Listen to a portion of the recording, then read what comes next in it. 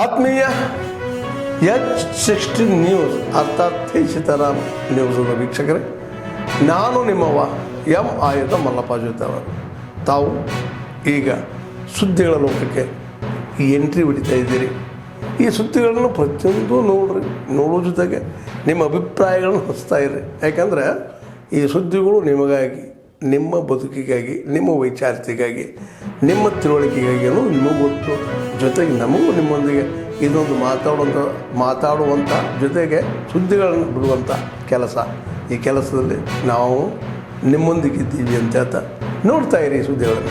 ಅಲ್ಲಿ ಇಲ್ಲಿ ಉಳಿದಂಥ ಪಾಕಿಸ್ತಾನದ ಪ್ರಜೆಗಳನ್ನ ಇವತ್ತು ಹೋಗಾಡಿಸ್ತಕ್ಕಂಥ ಸಂದರ್ಭದಲ್ಲಿ ರಾಜ್ಯ ಸರ್ಕಾರ ಇವತ್ತು ವಿಫಲ ಆಗಿದೆ. ನಾವೆಲ್ಲ ಇವತ್ತು ಹೋಗಾಟ ಮುಖಾಂತರ ರಾಜ್ಯ ಸರ್ಕಾರವನ್ನು ವಿನಂತಿ ಮುಖಾಂತರ ಕೇಳ್ತಕ್ಕಂಥದ್ದು ದೇಶದ ಬದ್ಧತೆಗೆ, ದೇಶದ ನಿರ್ಣಯಕ್ಕೆ ನಾವು ಆದೇಶವನ್ನು ಪಾಲಿಸಿ ಪಾಕಿಸ್ತಾನದ ಎಲ್ಲ ಪ್ರಜೆಗಳನ್ನ ಹೋಗಾಡಿಸ್ತಕ್ಕಂಥ ಕೆಲಸವನ್ನು ಮಾಡಬೇಕಂತೇಳಿ ನಾವು ಬೆಳಗಾವಿ ನಗರ ಮತ್ತು ಗ್ರಾಮೀಣ BJP ಇವತ್ತು ಹೋರಾಟವನ್ನು ಮಾಡ್ತೇವೆ. ಅದಕ್ಕೆ ಸ್ಪಂದನೆ ಮಾಡಬೇಕು.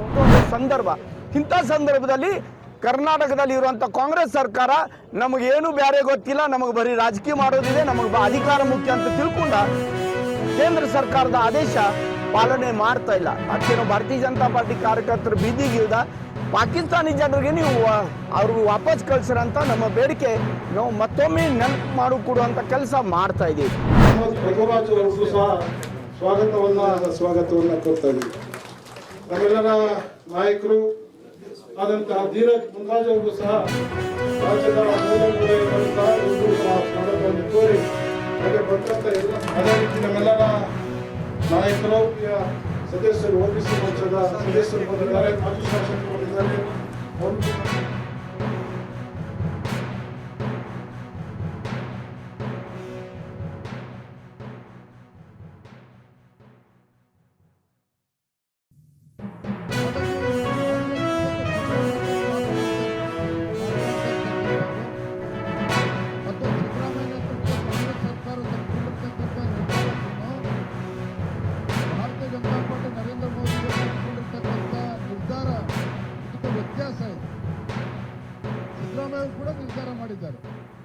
ಮೋದಿಯವರು ಕೂಡ ಘೋಷಣೆ ಮಾಡಿದ್ದಾರೆ. ಮೋದಿಯವರು ಮಾಡಿರ್ತಕ್ಕಂಥ ಘೋಷಣೆ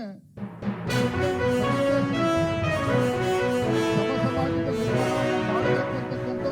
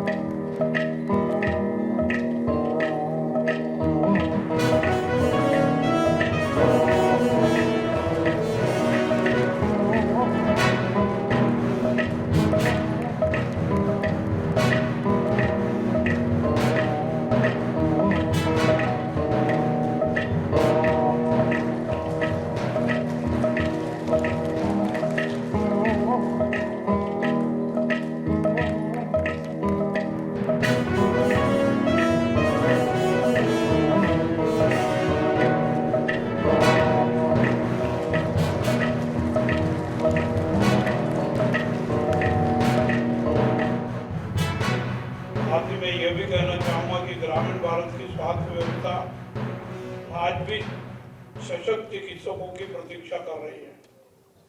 आज आवश्यकता है कि हमारे युवा डॉक्टर ध्यान दें. निश्चित रूप से जब आप ऐसा करेंगे तो आपको बहुत सम्मान प्राप्त होगा. सब सुखी हो, सब निरोगी हो, यहाँ चिकित्सा सेवा का प्रमुख उद्देश्य है. आप चिकित्सा सेवा को मानवीय दृष्टिकोण से अपनाएं और लोगों को चिकित्सा सुविधा उपलब्ध कराएं. अगर आप ऐसा करेंगे तो लोग आपको सम्मान देखते रहेंगे और आपको ईश्वरीय रूप में देखेंगे. स्वास्थ्य भगवान का दिया हुआ सबसे बड़ा धन है.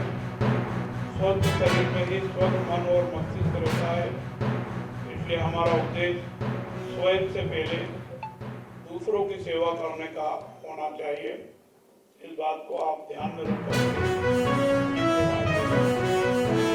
आपसे ये अपेक्षा करता हूँ कि आप एक अच्छे चिकित्सक के साथ साथ एक अच्छे नागरिक भी बने, समाज के प्रति अपनी जिम्मेदारी को बने, स्वास्थ्य जागरूकता फैलाएं और राष्ट्र निर्माण में अपनी सक्रिय भूमिका निभाएं।